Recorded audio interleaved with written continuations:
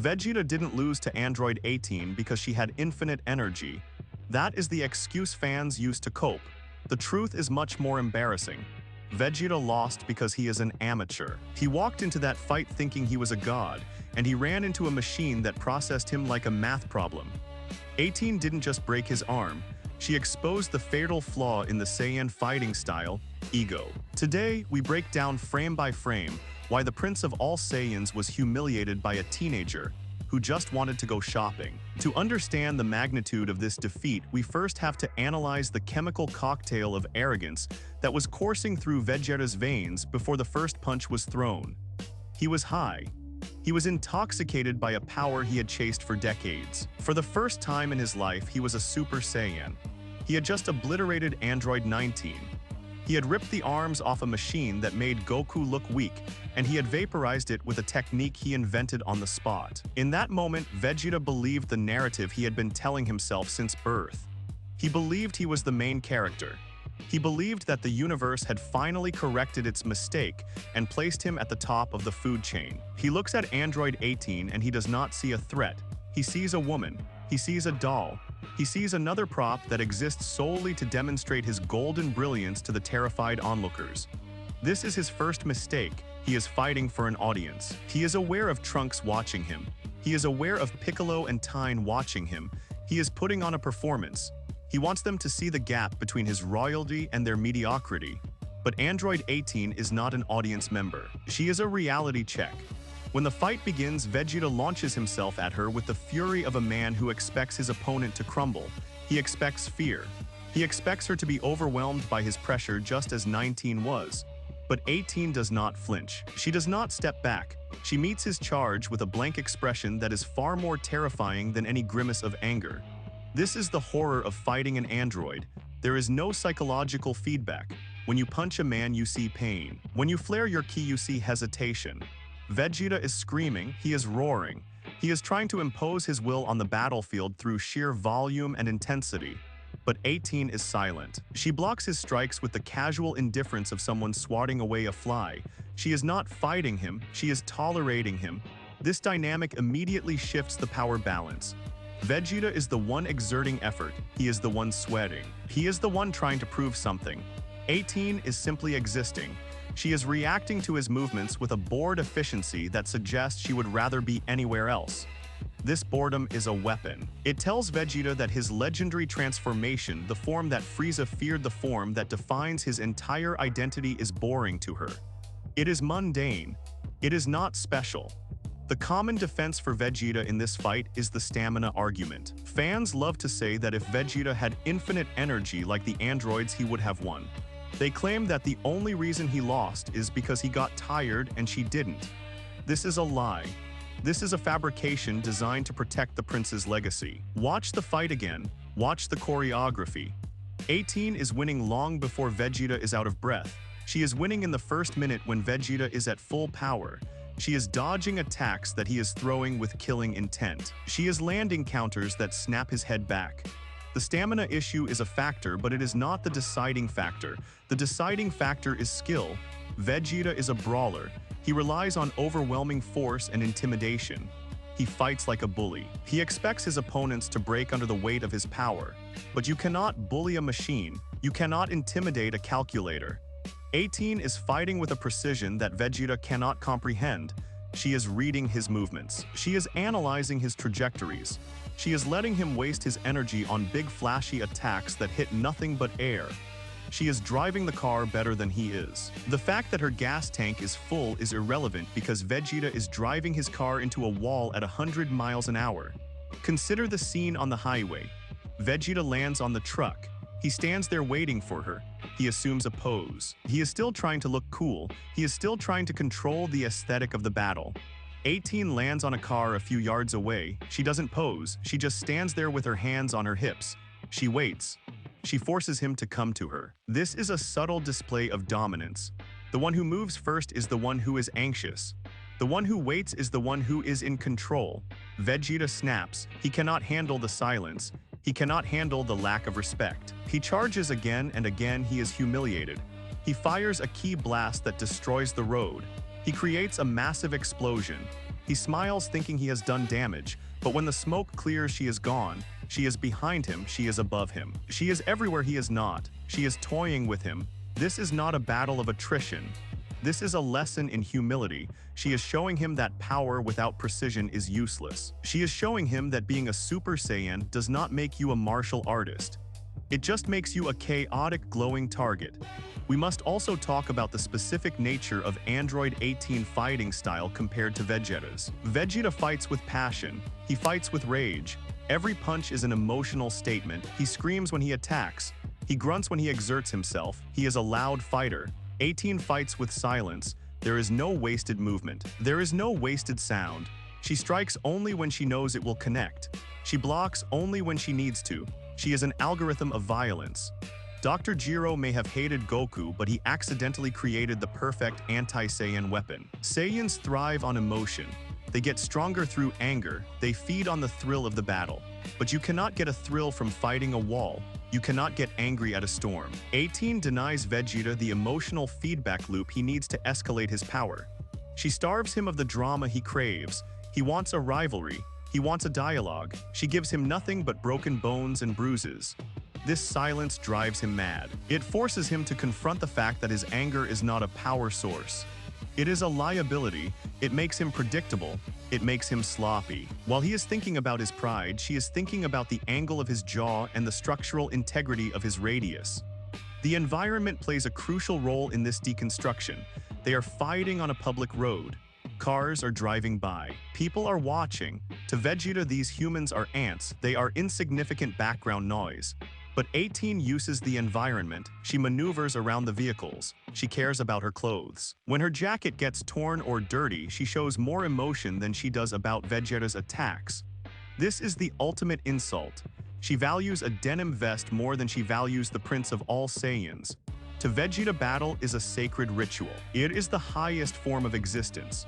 To 18, battle is a chore that is ruining her outfit. This clash of values destroys Vegeta's mental state. He cannot process the idea that someone stronger than him simply does not care about fighting. It breaks his worldview. He believes that strength grants you the right to rule. He believes that the strong should be worshipped. But here is a woman who is stronger than him and she just wants to go to the mall. She trivializes his entire existence. She turns his holy war into a minor inconvenience.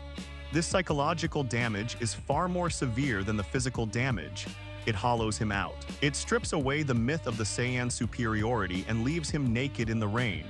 Then comes the climax.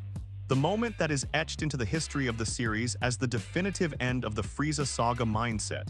The arm break. It is not a magical technique. It is not a spirit bomb. It is not a final flash. It is a kick. A simple physical kick. Vegeta throws a punch he has thrown 1,000 times, a punch that has shattered skulls and pierced armor.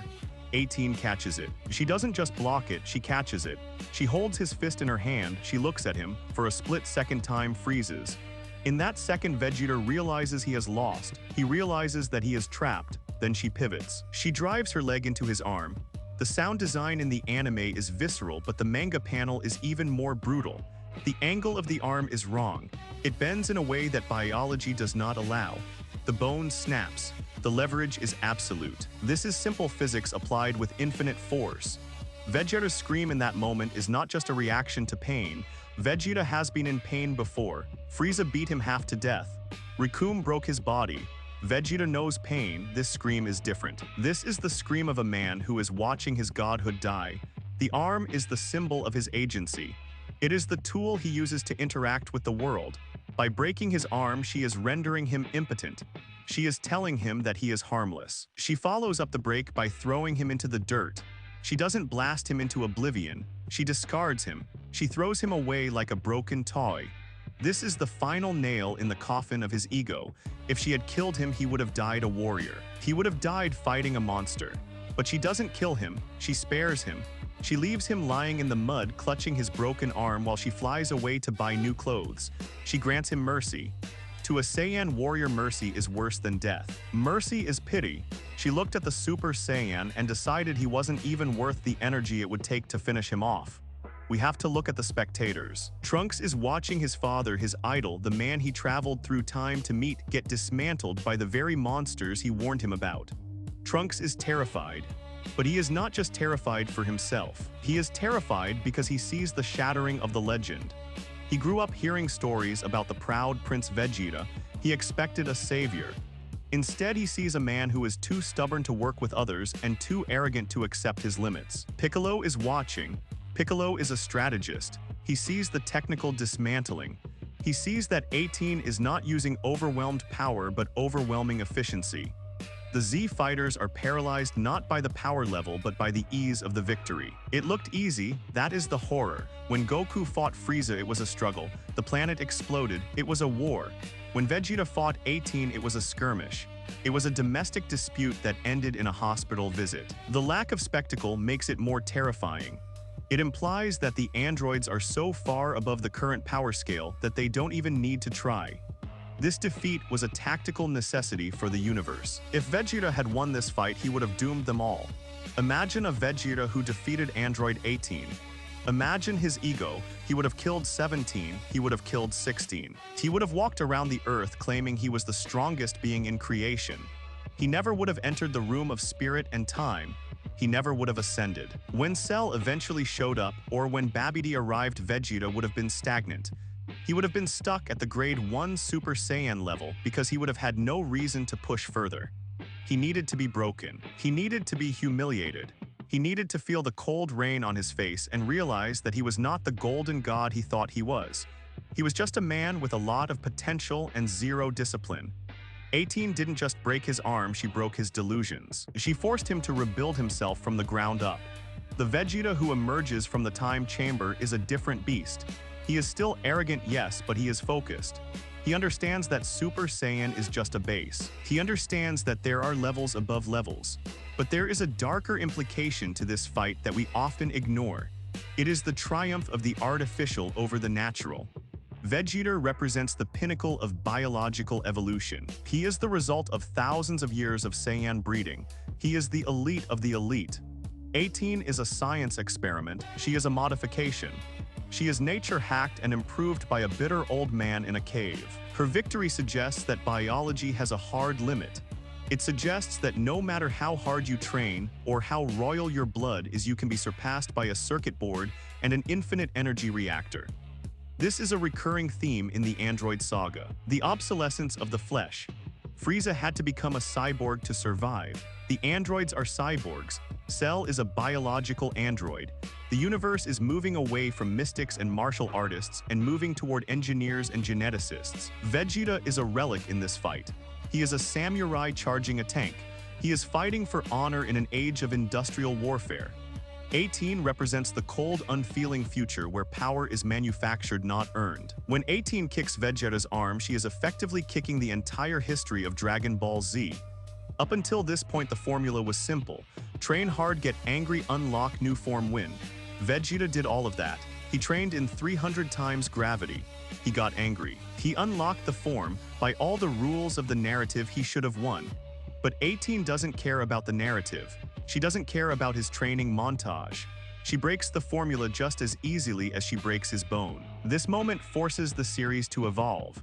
It forces the characters to look beyond simple power-ups. It leads to the discovery of Grade 2 and Grade 3.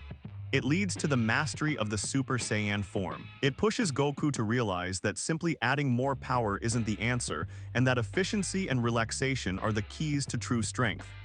In a strange way, 18 taught the Saiyans how to fight. She taught them that tension is weakness. She taught them that stamina is the ultimate currency. The aftermath of the fight is a study in depression. Vegeta sits on that cliff for days. He doesn't move, he doesn't eat, he stares at the sky. This is the God complex crashing down. For the first time, he has to ask himself if he is simply not good enough. Not that he wasn't strong enough or fast enough, but that he fundamentally lacks something that the others have. He looks at Gokarrot, who is dying of a heart virus, and he realizes that even sick Gokarrot might have fared better because Gokarrot doesn't fight with his ego. Gokarrot fights with his instincts. 18 exposed Vegeta's rigidity. She exposed his inability to adapt. When the plan failed, Vegeta panicked. When his blasts didn't work, he just fired more blasts. He had no plan B, he had no flexibility. He was a hammer trying to solve a puzzle that required a key. 18 was the keymaster. She unlocked his defense and dismantled him from the inside out. We must also appreciate the gender dynamics that shattered Vegeta's pride. In Saiyan culture, might makes right. The male Saiyans were the soldiers, the conquerors. Vegeta comes from a patriarchal warrior society. Losing to a woman, and not just a woman but a petite teenage girl who looks like a pop star, is something his brain cannot compute. It adds a layer of shame that is specific to his upbringing. He wasn't beaten by a monster like Zarbon or a tyrant like Frieza. He was beaten by a girl named Lazuli. It humanizes him in a painful way. It reminds us that for all his talk of being an elite space warrior, he is just a guy who got beat up in a street fight. It strips away the mystique. When he stands up clutching his arm, he looks small. The golden aura is gone. The hair is black again. He is just a short, injured man in spandex standing on the side of a highway. The grandeur is stripped away, leaving only the bitter reality of defeat. This fight is the bridge between the Vegeta of the Namek saga and the Vegeta of the Buu saga. The Namek Vegeta was a schemer and a killer, but he was deluded. The Buu saga Vegeta is a man who has accepted his role even if he hates it. The Android saga Vegeta is the transition. It is the painful puberty of his character arc. And Android 18 is the catalyst. She is the harsh teacher who slams the ruler on the desk and tells him to start over. She doesn't offer wisdom. She doesn't offer advice. She offers pain. And pain is the only language Vegeta understands. It is the only thing that gets through his thick skull. If she had lectured him, he would have ignored her. But by breaking his arm, she etched the lesson into his very calcium. She made sure he would never forget the day he met the infinite machine. In the end, Vegeta's loss to Android 18 is not a tragedy. It is a correction. It is the universe balancing the books. Vegeta had an inflated credit score of power, and 18 was the debt collector. She came to collect on the arrogance he had accumulated since he landed on Earth. She took his pride as payment. It was a brutal transaction, but it was a fair one. Vegeta walked away with his life, which is more than he gave his victims. He walked away with a broken arm and a shattered ego, but he walked away. And in the silence of that defeat, the seeds of the true prince were sown. Not the prince who demands respect, but the prince who earns it. 18 didn't kill Vegeta. She created him. She killed the brat and left the warrior to heal. It was the most important loss of his life. And somewhere deep down in the darkest part of his psyche, Vegeta knows it. He knows that the girl with the dead eyes and the denim jacket saved him from his own mediocrity. She showed him that there is no ceiling to power, only the limitations we place on ourselves by believing we have already reached the top. Vegeta thought he was the peak. 18 showed him he was barely at the base of the mountain, and then she kicked him off the cliff just to see if he could climb back up.